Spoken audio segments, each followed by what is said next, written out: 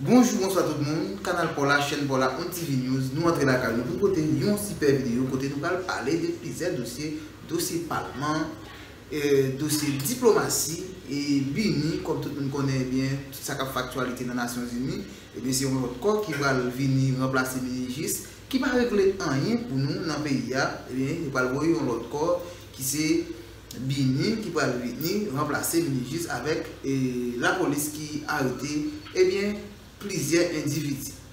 Mais avant de rentrer dans l'actualité, on a profité de remercier saluer ou même qui déjà abonné avec la chaîne là. Et puis saluer tout le monde qui regarde les vidéos qui peut abonner avec la chaîne là.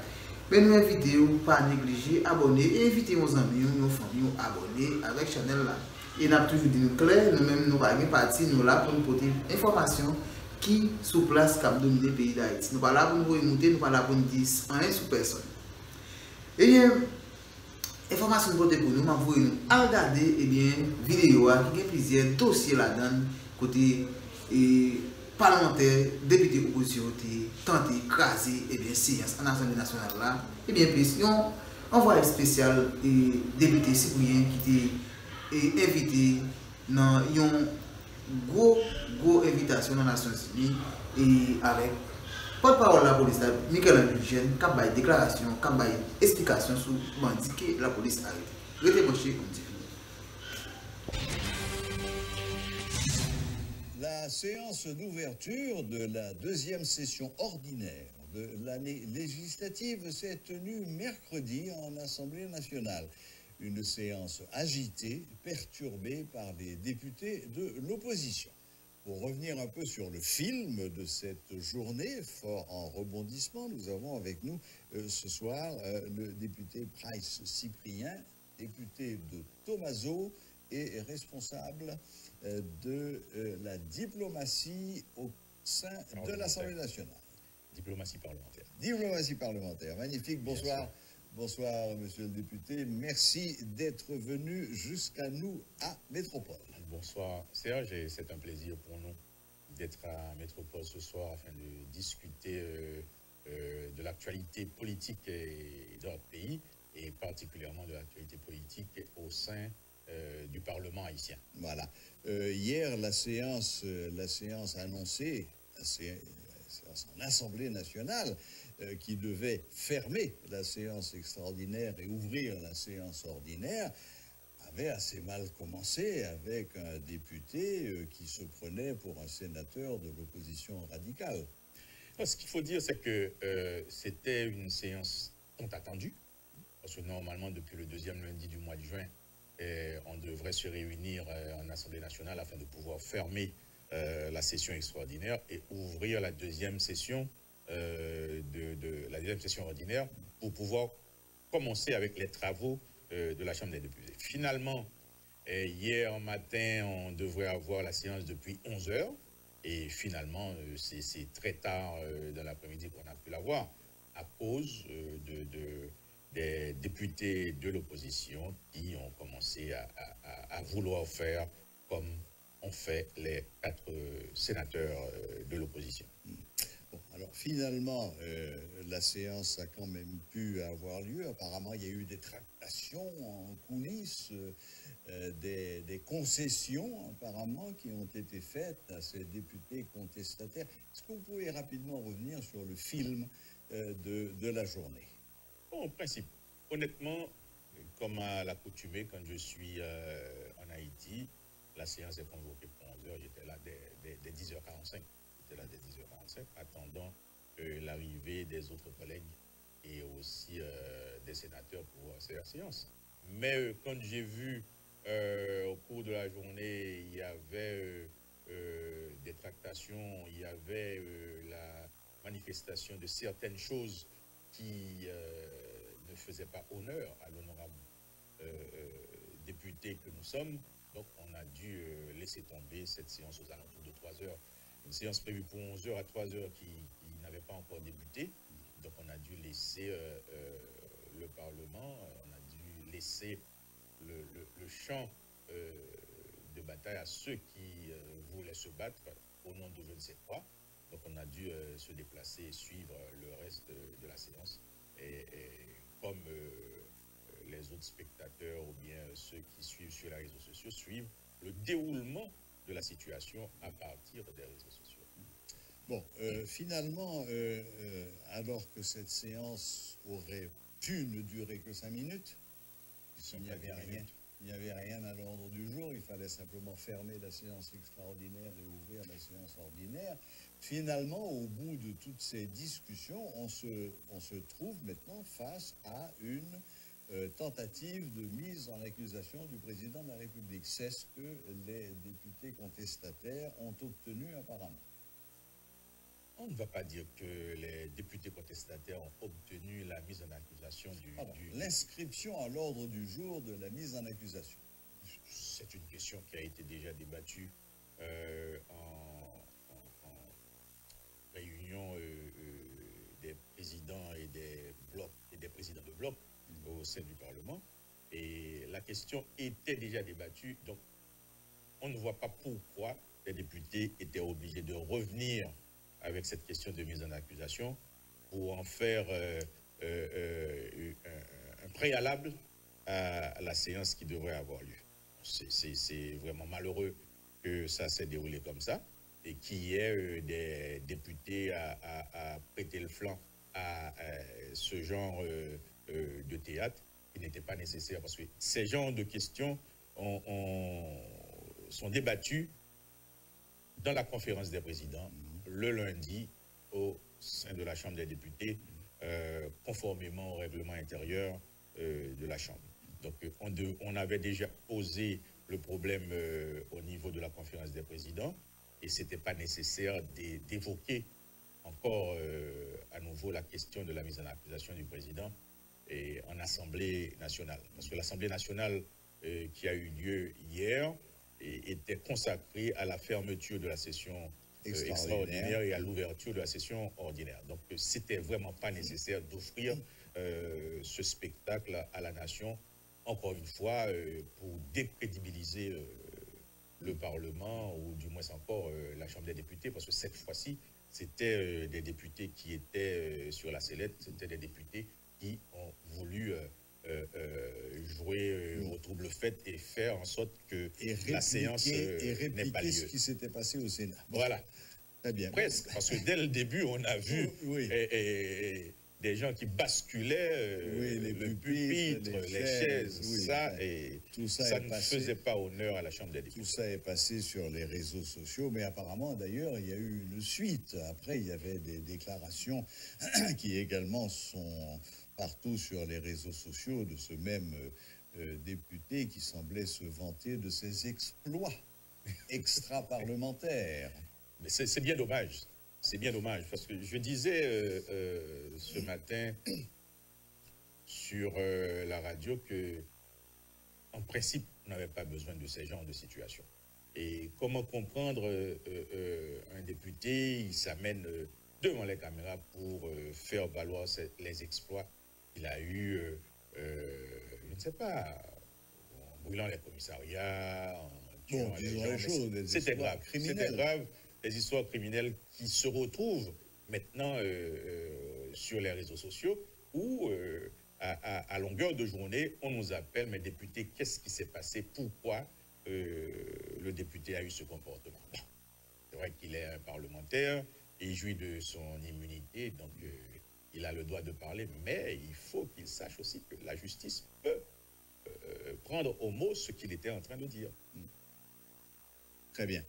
Bon, poussons un petit peu plus loin. Et quelles sont les chances, non pas que soit inscrit à l'ordre du jour la mise en accusation du président, mais quelles sont les chances que cette mise en accusation aboutisse, d'après vous?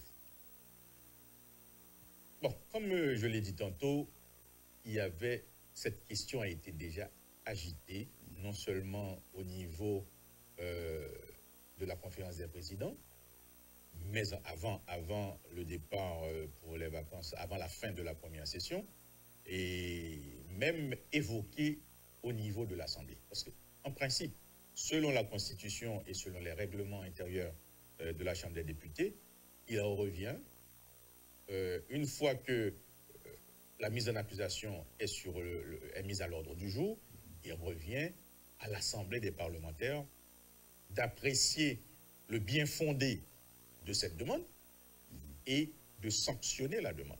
C'est-à-dire que quand on présente la mise en accusation d'un haut dignitaire, qu'il soit le président ou autre, et il revient à l'Assemblée d'apprécier le bien fondé de la demande et de se prononcer sur cette demande.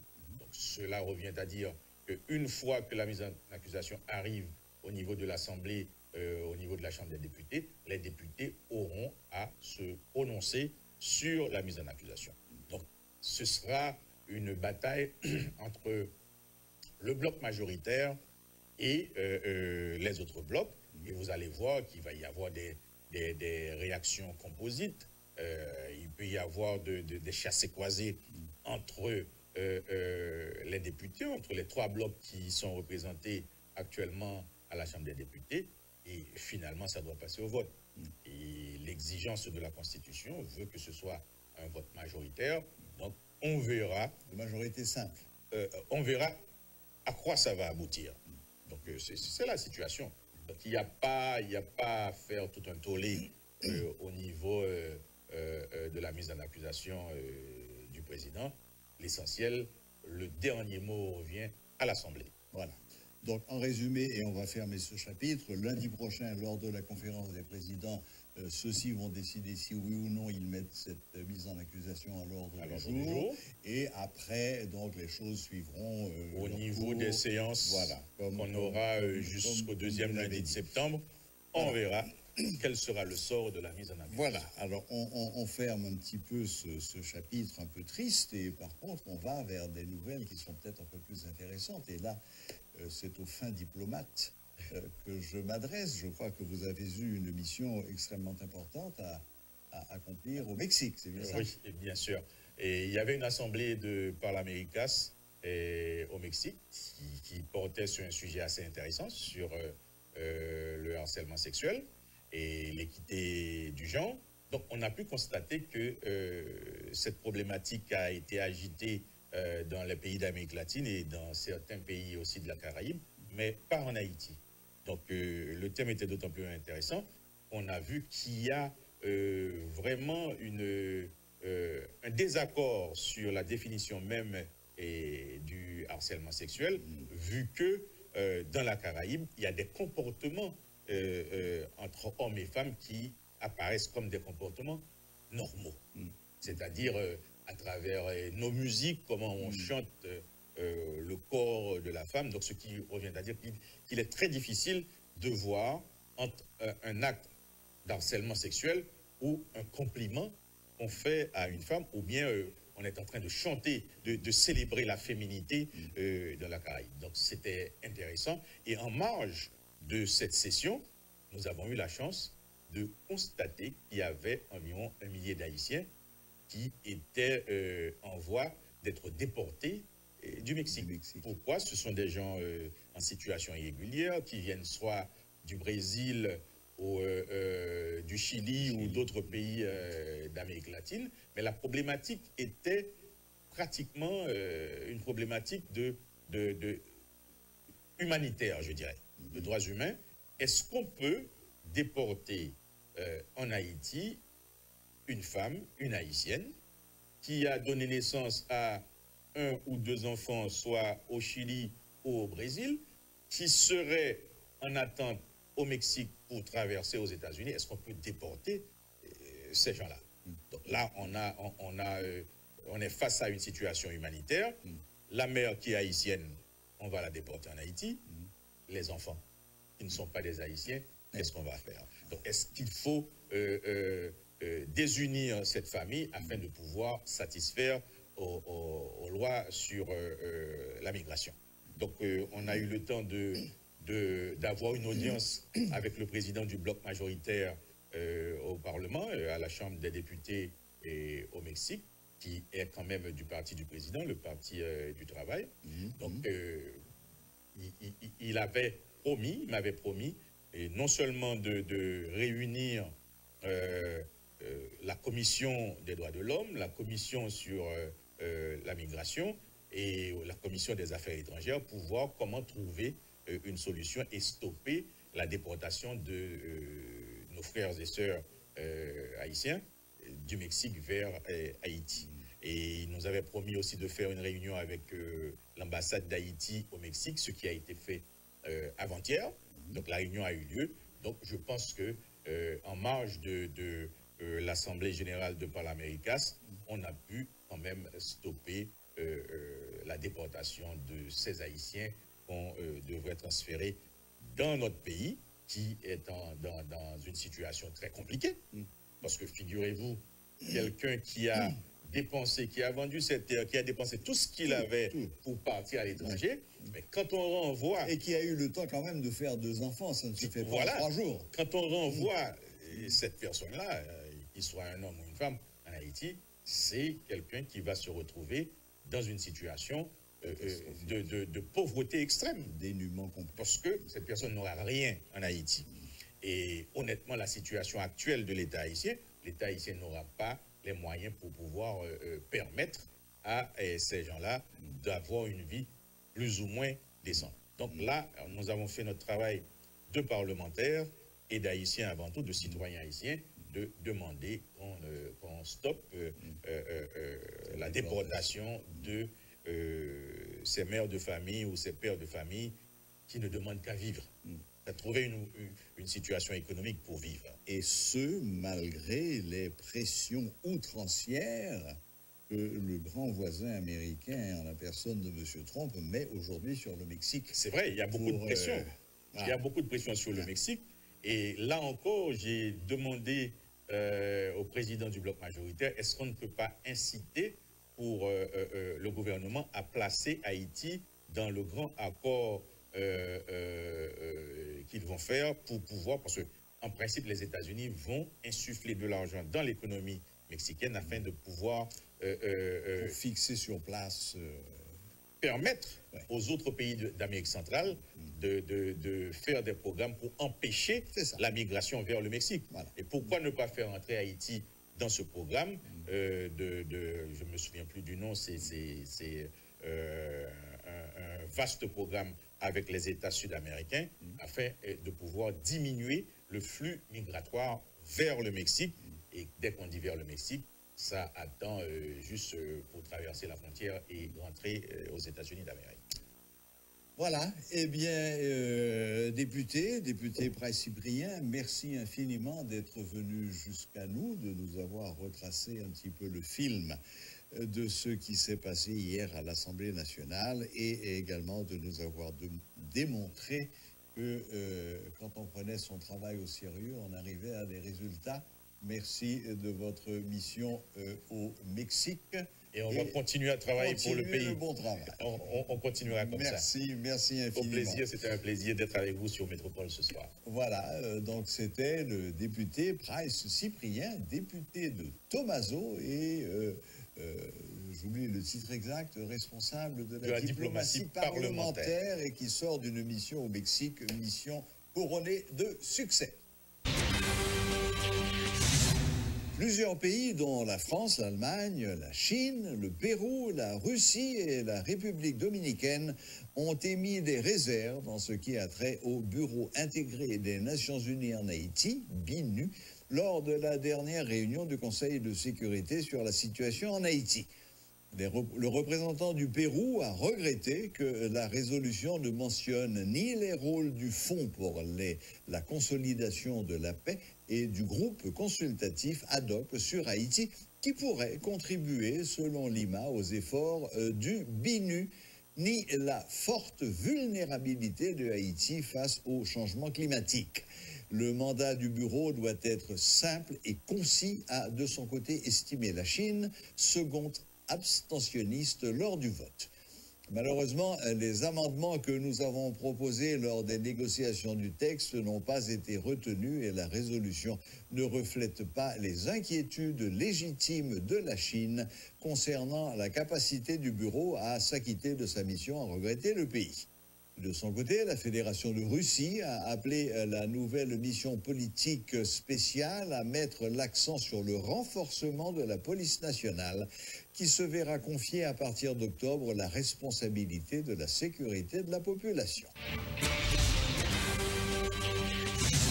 Le porte-parole de la police nationale d'Haïti a fait savoir ce jeudi que pas moins de 12 individus ont été arrêtés suite aux actes de violence enregistrés lors des dernières manifestations de rue dans la capitale haïtienne.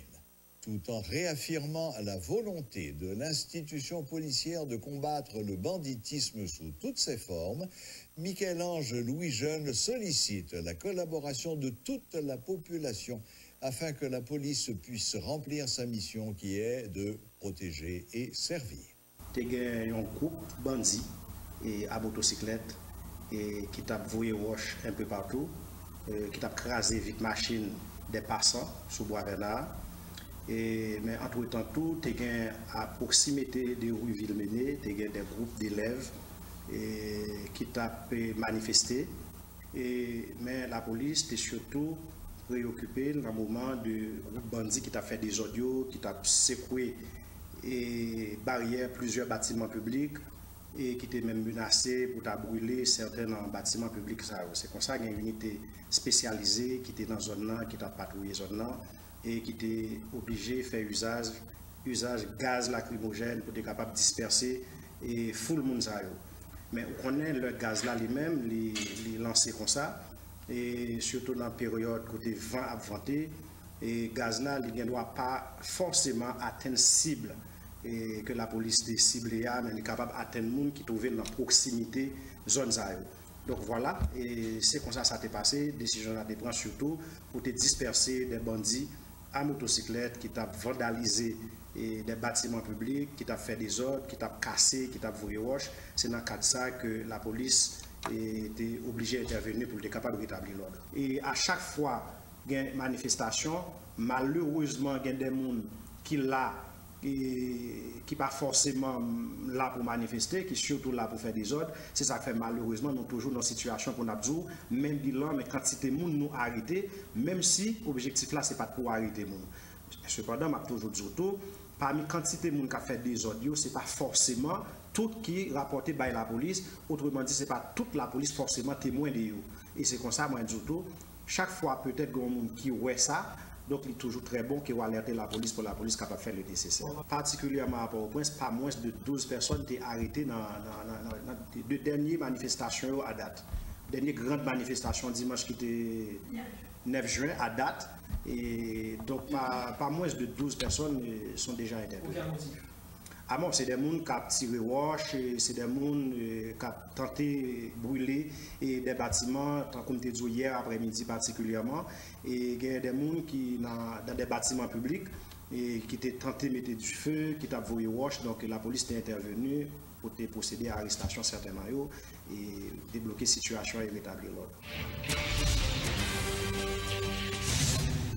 À l'initiative de l'Université d'État d'Haïti, les Nations Unies en Haïti et jobpow.com, entre autres, un forum des opportunités de croissance par l'emploi, l'entrepreneuriat et la formation a été organisé ce jeudi. Des échanges sur la croissance économique notamment ont été au centre des débats selon les explications de Darline Montfort, responsable du programme des Nations Unies pour les volontaires et la représentante de l'Organisation internationale du travail à travers le programme Better Work, Marilyn Thomas. Croissance économique là, il a besoin de réunir tous les acteurs pour nous d'accord, pour nous citer ensemble et pour nous mettre intérêt de chaque structure de côté pour que tout le monde soit capable de jouer dans la croissance économique. Parce que la croissance économique là, l'a bénéficié à tout le monde. Petit business, gros business, international, l'État, tout le monde a bénéficié si nous partageons l'information, si nous voyons qui gens, mécanismes capables, faciliter, capables d'arranger plus facilement, c'est-à-dire, si fournisseurs qui sont capables de gagner accès, qui sont capables éligibles pour décrocher des appels d'offres. Croissance économique là, aujourd'hui, qui est-ce que les plus regardés? Puis il faut entreprise informelle. D'accord? Donc, nous ne pouvons pas penser en croissance économique sans nous pas penser qu'ils sont capables d'intégrer tout le marché informel. Ça. Comprendre? Puisque 7% d'emplois formels et puis tout le reste, c'est informel. Mais nous pas qu'à penser ça, yo. Comprendre? Mais en même temps, pendant que nous pas qu'à penser ça, yo, c'est ouais pour nous qui gens nous capables de râler, venir formaliser, par exemple.